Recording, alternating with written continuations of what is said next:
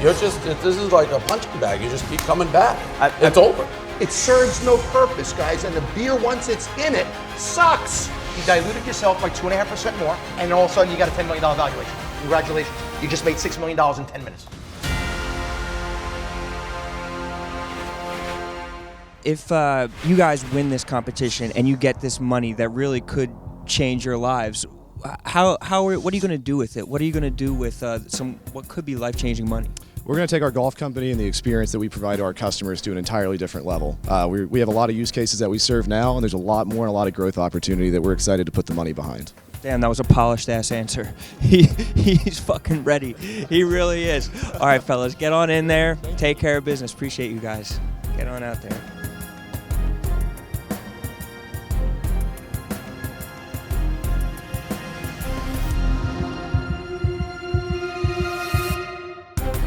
Hey Brains, my name is Scott Hamill. These are my business partners, Jeremy Phillips, Matt Kavicki, and Forrest Riddle, and we are Highside Golf. We're looking for a $500,000 investment for a 20% stake in our business. So Highside, currently we're an online e-commerce-based subscription company that delivers the golf essentials to our customers. We're trying to build a community and a brand behind it, and see where we can take this and push our subscription-based model forward. So Forrest and I, we played college golf together. Just a Division III college golf school, and after graduating, I turned professional, and I was competing on the mini tours, trying to make it as high as I could go. And my golf equipment was still delivered to me. I had sponsors, so my stuff was coming to my door. Where Forrest, he got a real job. He was working the 9 to 5, and he was lumped in with the whole rest of the other golfers, where they buy their equipment either at a golf store or at the pro shop. Now, most golfers know that problem. When you get to the first tee, you're reaching in your bag, and you're like, oh shoot, I don't have the golf balls, I don't have gloves, I have a hole in my glove. You're just not prepared for the round. You got to make that decision whether or not to run to the pro shop. He's acting this out right now? Yeah. All right. You got to make that decision whether to run to the pro shop and pay ridiculous premiums and to go on with your round. So at Highside, we don't want that. We want to offer that. We want to change that experience. Can I just ask, what is this guy doing? He's our Highsider. Okay. He's a Highsider in the robe, and so at Highside we want to deliver our equipment to your door. Give this professional level experience to the everyday golfer. Yeah, so the boxes that you guys are receiving right now are exactly what a subscriber for Highside would expect to receive. It's the golf essentials. It's the things that avid golfers replace all the time. Your gloves wear out, your balls, you lose them, some people more than others, and your tees break. So what we wanted to do is create a platform that is as convenient and as affordable as possible, because these are things that you replace all the time. Right now, you have to choose between those two things without Highside. You can go to a pro shop where it's convenient, but there's a 20% premium on the goods that you're buying, or you can go to a discount store where the prices are fair, but it's 10 miles down the road, no one wants to have to go out of their way. Another thing that we would like to do is continue to add on to that value proposition where we can use information about a golfer and how they play via a mobile application where you can keep your score, you can gamble with your buddies, really have a platform, the place that you go to play golf with your friends, and we can see, okay, how often do you play? How far do you hit it off the tee? And provide a more curated experience and make recommendations that you should replace your equipment every 2 weeks, or maybe for you every 2 months. And you should use this golf ball rather than this golf ball because this is where your skill set is. Yeah, so one of the things we want to do is expand into the retail offline market. We think the ability to go off of our focus point, which is convenience and affordability, is to have a retail experience that that isn't online. We want to do this in a completely unique way that no one else is really doing right now, and that's by through having a golf simulator bar, where we could have our customers or potential customers come to our location, see our products, test our products, and also be able to use our golf simulators and hopefully our bar. You just said the bricks and mortar is 10 miles away. Nobody's paying the ass. Nobody wants to go. But now you want to develop a store. Right. So we don't want it. We want it to be a retail location. There's 50 states. How many stores are you going to put out there? Right. So we think basically what our idea is to offer a location that is solely in a market that we see potential right now. What's weird is you've totally convoluted. Everything you came in with one pitch and then you've shifted to something else. You're talking to a guy who has closed probably 30 golf bars in America across the country because they all failed. Yeah. So you're talking about golf simulators, $50,000 to $60,000 a unit. Yep. They take up about 30 square feet. Yep. Yeah. You can't create revenues out of those 30 square feet other than the unit itself. Next, as one who's worked with the Golf Channel, about 65% of all golfers in this country are 60 years or older. They're not internet buyers traditionally. So you're dealing with an audience that's an older demo than Barstool Sports, that isn't basically an internet buying demo. Yep. And you're talking about opening a bar, a golf-themed bar, which is an absolute loser. So I'm struggling. Help me understand how you're going to market to an older demographic with your product. Yeah, and I'll hop on that one. So you're exactly right. The golf's core market is an older demographic, not necessarily Barstool Sports or an internet market. What we find really appealing is that the non-core golf market is 65% millennials, so occasional golfers, beginners, and a category the National Golf Foundation calls very interested non-golfers, people who want to play but aren't playing yet. Those are the growth markets. Those are growing on average about 9% per year, with 17% growth in the very interested non-golfer category. So what we're trying to do with the brick and mortar location is there are advantages. I dropped the brick and mortar. I have zero interest in the brick and First mortar. of all, you gave a great answer because 35% of a big base is still a big base. So very good answer there. I think you guys are really smart. I think you guys are bright. I think you guys have some sort of plan, but you're all over the place. Yeah, just to expand on our thought process. And where would you do that store? Florida? Florida's got 30 million people. No, we think, So I mean, I'm going to go from Orlando to Miami to get golf? Our And market all would the be, golfers have their own pro would be shop. Boston. This is Exactly. how many people bought Even the at a bars? premium. How many subscriptions? We've had 530 customers, and the highest we've ever had at one time was 25 subscribers going at the same time. 20 what? 25 25 what? subscribers. 530 1, 2, 3, 4, customers. 5, 20 6, 7, 8, 9, 10 to 25? Yes. into 25. And what? yeah. How much money did you want? $500,000 for 20%. This was combining the golf simulator bar, which required a majority of the expenses combined Yikes. with the high side. I mean, listen. How much did it cost you to open that bar? Quite a bit. Yeah. Yeah, A lot quite more a than bit. it Well, you matters. came in with right. Yeah, I- look, good luck with the bars. Dave's not going to invest. Laser focus, millennial golf. Who do you want to be? Stop with the bricks and mortars. Bricks and mortars are your enemy. It's the guy you want to compete against, and then all of a sudden you want to join forces. Or with him. come You in just and gotta say get- online sucks and we want to do brick and mortars, but you can't say one You sucks can't and say- one's great. Right. So I think the focus would be the bar, but it also acts on the side. Nobody wants it. I would Nobody lead with that next time. The problem is fair. that every golf course has a pro shop. Yeah, but But they're right. But they're It's right. a huge People are paying the markup. premium. Yeah. But then, all right. But And it's gonna be- 35%. Good luck. Good luck. Thanks, guys. Come Thank you back. very much. Thank Thank you. And get some unique products that you Absolutely. can own. That was. I mean, a glove that everybody can buy. You guys do get the award for the most contradictory presentation. Thank so you very far. much. That's what we were Take going for. It really means a lot. Now, if I was Dave, I probably would have gave him some money from that cash place. But you're not. I'll do that. Okay, I think We- the nice we do, guys. yeah. At least it's beer money. We have something. so Cash App sponsoring. You guys need the cash tag. We'll give you. I'm going to give you because it was all over the map. $3,000. Yeah, that's good. Help it. Put that towards your brick and mortar or this better. Thank you very much. Perfect. All right. Appreciate We need the it. cash tag. Good luck, money, guys. guys. Thank you for your time. All right, Thank guys, him take for care. giving the money. What a wild presentation that was. Hey, brick and mortar sucks. We want brick Yeah, and we're gonna mortar. put one building. Yeah. Tell me what Swing Cash is. Swing Cash is the only app in the world that pays its users cash for spending time in bars and restaurants. Whoa, whoa, whoa. People are getting paid to go to bars and restaurants? That's right. Are y'all hiring?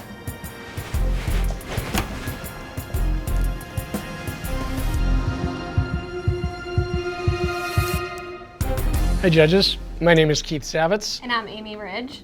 and we're the founders of Swing Cash, the only app in the world that pays users cash for going to bars.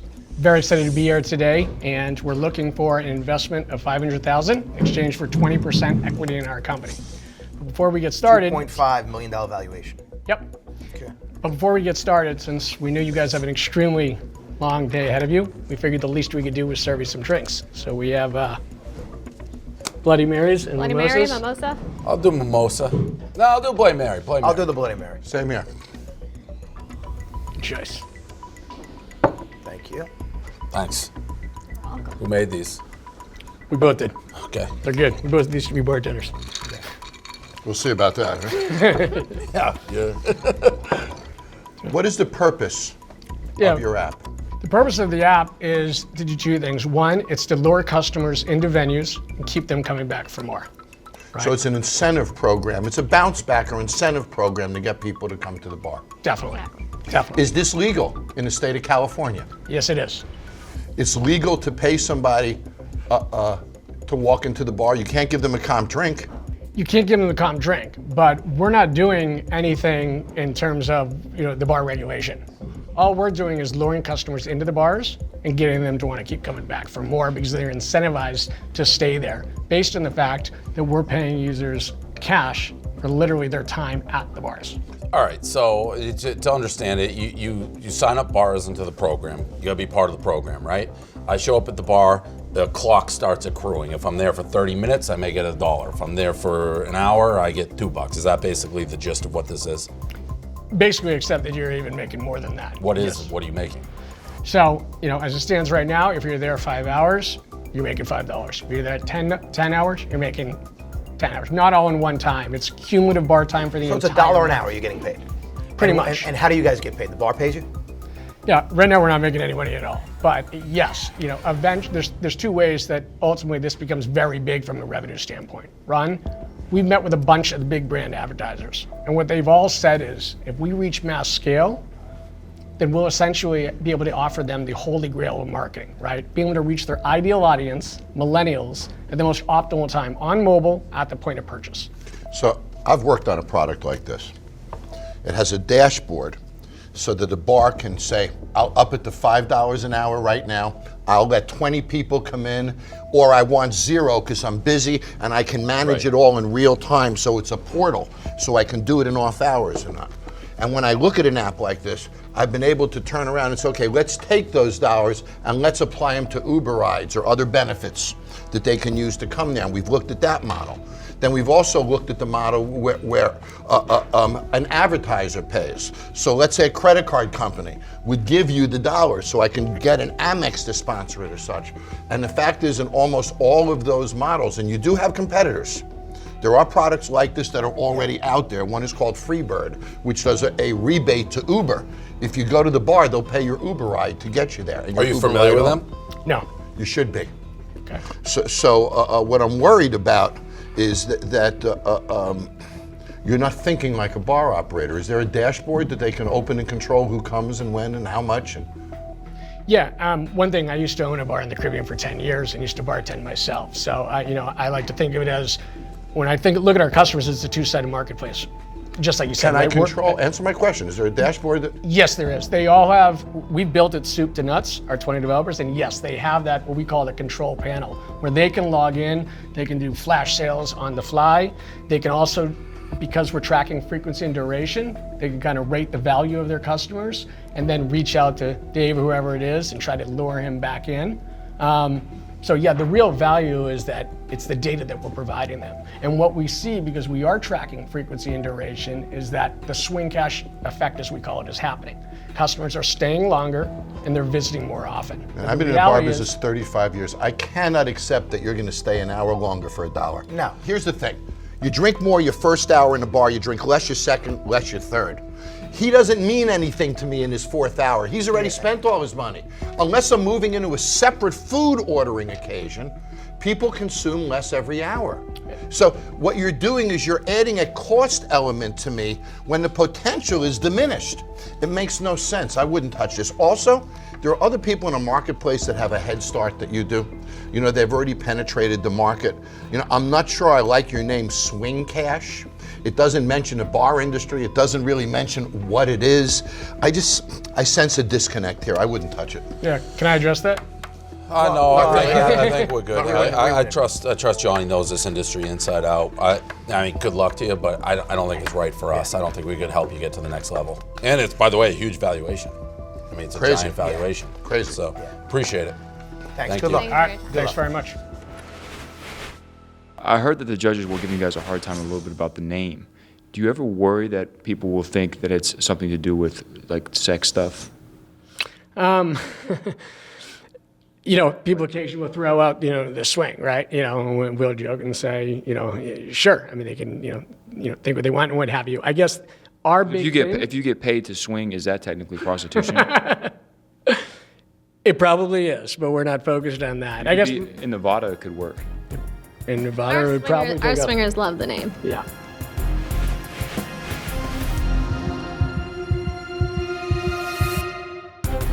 Hello, judges. Good morning. My name's Chris Brooks. Hi, Chris. I'm from Youngstown, Ohio. Oh, I like Youngstown. Halfway between the Browns and the Steelers. Oh, yeah. The name of my product is SportEyz. They're sunglasses that roll up into a container about the size of an old 35 millimeter film canister. If I could, I'd like to give you guys some samples. Sure. Sounds good. Kentucky Blue. Just curious, how did, you don't look like our typical demo. How'd you find out about this? Well, my stepson, Ron Sullivan, is a big barstool guy. Okay, that makes more sense. And he told me about it and thought I'd give it a shot. Okay. Is there anything like this in the marketplace now? There is some competition, but it's John's got it down. very poor quality. Terminator. Very Would poor. you take my money now while I'm wearing these? Yes. Yes. You look 30 years younger with that. It's actually very comfortable. It's been around for about 10 years, 10, 15 years. They're patented. What's the retail? Like, how do I buy this? How much does it cost? I'm just, Retail online would be $10.95. Okay, so $11 for this. Gotcha. Right. No sales yet? Have you any sales yet? Yes, probably over 12 years, probably about 150,000. That's it. So it's sort of insignificant. yeah, Where but were no- those sales? 12 years, though. Yes, well, 15 is when we started it, and then the sales started a few years after that when we refined the product and got it to the point where we were actually selling it. So you're saying 15 years or 2015? I just want to be clear. 15 years. 15 years. Get website back up. Why'd you stop? It looks like it stopped when you say get the website back up. It stopped for a while. Actually, the website's not up now. We had issues with manufacturing problems, quality problems. So When was this made? Yeah. When was this The produced? one you have, Yeah. year and a half ago. So is there an active manufacturer now making these? We don't have the manufacturing where we want it to be right now. We need, Yeah. our minimums went way up, and that's why we couldn't keep manufacturing. Who's buying these, by the way? Like, what's the what's the No pitch? What's the pitch? Like, why would somebody buy these? As like a joke? No, they're a great replacement for your standard sunglasses that you would wear, or they're so These? comfortable. Yes. You, Or they're Pretty so good, actually. they're so comfortable go to that the Gulfstream Park? people use them as regular sunglasses. But Nobody they're uses so, these as regular sunglasses. Yeah. so inexpensive. So, Nobody does. yeah. Yeah. Nobody does. 50. This is a frat party and you throw it away. But you could, I mean, Maybe New Year's Eve, like once a year. you want to make a scene like, hey, look at this guy. Yeah. Like it says on here, Big Cat wore him. He wore him as like a stunt. They're great for sports. SportEyz, okay? Sports what? SportEyz. SportEyz Like is playing sports, you wear these? See, that has a Volleyball? Kentucky logo on it. That makes sense to me. I could see myself buying one of these with a Patriots logo and wearing it in the game. It's just another way, instead of Totally. painting my face blue, Totally, I'm but you're putting gonna that wear it on. once and throw it away. But now it becomes a licensed product that you're putting somebody else's logo Yeah, on it. no. So it's an ad specialty product in that case. Imagine handing these out at a Major League Baseball stadium. Yeah, they're tchotchkes. These are tchotchkes. You could say Sunglass they're tchotchkes, Day at Yeah, Yankee right, Stadium. correct. but they're very functional, high quality tchotchkes. Wow. Reasonable price. Right. Okay. Weigh very little. We have a lot of Yeah, I think when someone has a great idea and it takes 15 years to get it to present here, website on and off, we've had production issues, we've had these issues. This is not something I think you want to do. I don't even know what valuation he wants here, but I wouldn't. What was valuation? Just curious. Yeah. 150,000 for 49%. Yeah, no. This is patented, this thing? Yes. It's weird. I'm not in on it, but and I don't know that you view it the same way. Like what you're saying, this is like a gimmick, but our crowd would actually one time Yes. look like an asshole If that and had wear a no Barstool, offense. that had a Barstool Right. Sports logo on it, you Something. could probably I sell was it. just going to frat say that. We can logo or logo them or something. label them with the Barstool Yeah, Sports. but my question would be, it might be cool for about 6 months, and after 6 months, it's not a 6 burn. months. It's cool for 10 minutes while you wear it. No, and no, you but get I'm rid saying of like you buy it for 10 minutes and he buys it the month after. So Correct, like, right, if right, no right, one, in right. 6 It's months, no one's okay. going to It's a care. cool It's not a product, brand. It's just not going to find a market. It's not a brand. Right. You know, it's not like you're going to wear it for 3 years or 4 years. No. Yeah. These? Yeah. 10 minutes, I'm saying. But they're event by event, if you could get them enough people. Yeah. Did you ever lose your sunglasses or forget them on yeah. a trip or anything like that? Keep a pair in your luggage, keep a pair in your I glove would not compartment. wear these. I would not be public? caught dead wearing these seriously. Really? Like, not seriously, no. Like I put these on because I know on camera it's like, oh, this will be good visual. It's funny. But I would never be like, oh, I forgot my sunglasses. Let me throw these on. Yeah. You'd have to be an asshole to do that. All right, we appreciate it. I think there is a market, maybe. I don't know how to continually do it. It's a niche market Yeah, at it's a best. niche, weird market. I would not sell these as actual sunglasses. That would be my advice. They'd sell on your website. Yeah. For like a party, someone may do it. Yeah. All right. Appreciate it. Thank you. Thanks, Chris. Not a problem. Hey, my name is Neil Hirschman. I'm pitching the drink induction chiller today, otherwise known as the DIC. The DIC. Would you mind if I just shortened, just for the length and editing purpose, if I just, instead of saying DIC every time, I just said dick? I don't have a problem with it as long as you buy one. So you put drinks on your dick. I do put, big drinks on my dick. And is this the only size dick that you have? It depends on how much money we raise today, but we might expand into larger dicks. So with more money, you could get a bigger dick. You could, yeah. And what makes you most proud about your dick? It's really elegant. It's a great design. It looks good. How does it work? Well, how does your dick work? You plug it in, you turn it on. Wow. So you just have to, once your dick gets turned on, it's working. It's working all day, all night. Hey, man, that is all I need to know. You just explained how a dick works to me, pal. Thank you. Best of luck. What a great dick.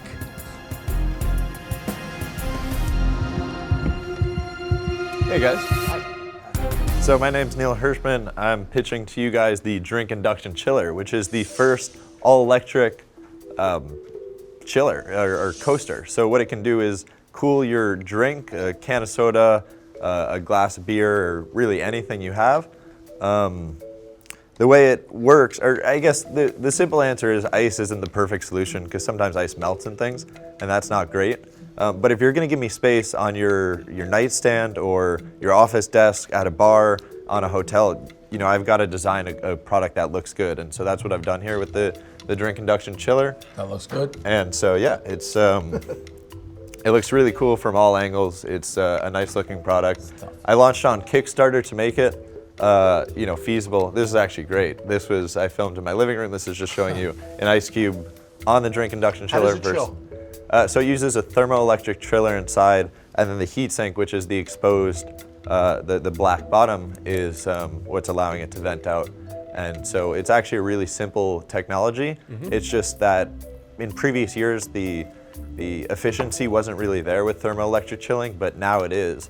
And so, I actually was inspired by, if you've been to Cold Stone, you've seen they make the ice cream on like that cold surface. I was like, I want one of those, in my kitchen, but I realized that all they do is put ice underneath that surface. And so I figured there must be a way to make a fully electric version. So who'd you have make it for you? So I've used independent contractors. I work in finance, so I'm not an engineer by any means, but I've independent contracted and put a few guys on an NDA. And so that's how we originally created the prototype. And now I've gone into manufacturing in China. Because it uses a lot of injection molding, so it's just much. So is that your design? Yes. And do you have any competition? So there's not really anything similar to it. Nobody's really tried to go into this market space, and I think that's why we were so successful on Kickstarter. Is I launched with no pre-marketing campaign or anything. We raised $110,000 in 25 days, and then it went on to Indiegogo in demand, raised quite a bit of money in just a few days again.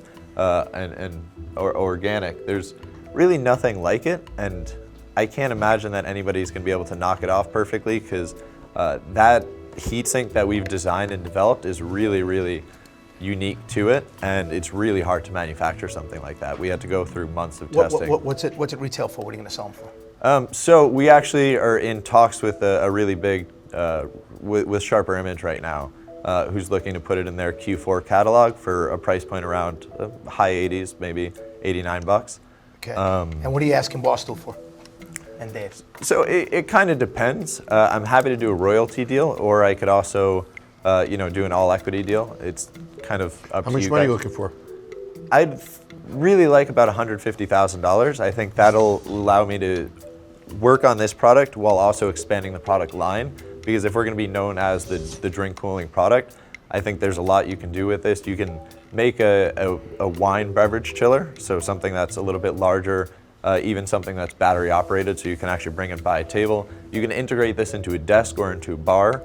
actually have it. Who's your demographic for this? Who's buying it? Who's buying this? It's actually really varied. So there's some people who are buying it for the home. They want. What's the male, female age group? It's mainly males, probably 30 to 45. 30 to 45. And what are they like to me? And I may just be missing, John. You may have more insight here. Oh, I don't know what I would buy this for. Does it like? I get it. It keeps it cold, but yeah. So I drink my drink. Well, there's fast more and to it than that. In theory, if this was a fine Scotch bar, and I didn't want my Scotch diluted by city water and ice, I could have the Scotch stay cold without it being diluted. It would keep its original flavor and structure. So there is a logic to chilling without ice. That makes sense from a bar industry standpoint. As far as at night, you got a cold glass of water next to your bed all the time. If you want a cold glass of water, there you go. Exactly. But the fact is, we put chill rails in bars, and there's things that we've done to, to create a facsimile of this, if you will. But the product is viable in the bar business. The product is viable at tables. It is a novelty item. I don't see it. I think number one, just like Dave, if I want a cold drink, I'm just going to drink it. If it gets warm, I'm just going to dump it out and buy another one. Number two, it's ugly. Number three, it's making noise. It's like it's annoying. blowing. I mean, you hear it. Like if I was watching TV right now and Dave had a big bet on a game right now, he'd be pissed off at the noises it's making. So it doesn't make sense, and I don't see it being for 30 to 45. I see it maybe like my grandmother might want to keep her water on it because she doesn't want to walk to the refrigerator because she's 92 years old. So to answer the noise question, it does have a fan in it. That's how it pushes the airflow out. If we have a little bit more money invested in the research, we can actually get a quieter fan in it that pushes the same amount of air. I mean, this product can be a much better product. I just don't personally have the resources. It's not even that. I mean, I don't see the application for it. I just. Well, I think John mentioned that's a fair one. That's one of them. The other one that I've seen interest in is hotels. Usually have a water bottle sitting on the nightstand. Yep. So to keep that cold rather than putting it in a mini fridge. But even them, I don't know that anyone really gives a shit. It's a lot of money times 1,000. Yes, right. And then the last market that we've really seen, and Amazon actually reached out to me on this, is they want a fully integrated version. That's Alexa enabled, so you can tell Alexa to turn it on. It's got USB ports and a night light on the bottom. So basically, this is your nightstand. You plug in your phone, and you've got a night light if you need it right there. And you can also keep a drink cold, so that when you wake up in the morning, you have a fresh glass of cold water. It's a sharper image type of product. Exactly. Totally. For them it makes sense, but it's not a bar stool kind of product. But I'll tell you what I would do for you. I'll put it on Bar Rescue for you. So if you'll give me 10 of those that I can give to another bar, I'll put this on Bar Rescue for you. Let's see if anybody reacts well to it. We'd be happy to do that. Okay, and if it lights up, maybe Dave will reconsider. It's worth the price of admission there. That's a good deal. So rather than you test marketing this Yeah. one, I'll test market this one for you. So I'll exchange information. I'll get it on Bar Rescue for you the next few weeks, and let's see how the marketplace reacts to it. Sounds good. Okay. Appreciate Thank it. you very much. Thanks. Do you have a lot of people working for you? No, it's so I have a lot of people that I work with, but only one other person on my team, full time. That works for you? Yeah. What's the one thing you've learned so far about being a boss? Just to make sure you treat everyone with respect and make sure you are really asking the right things versus just expecting, people just You feel like I've been asking the right things? I know. Yeah, you've been doing great. That's your job, right? Yeah. Yeah. All right.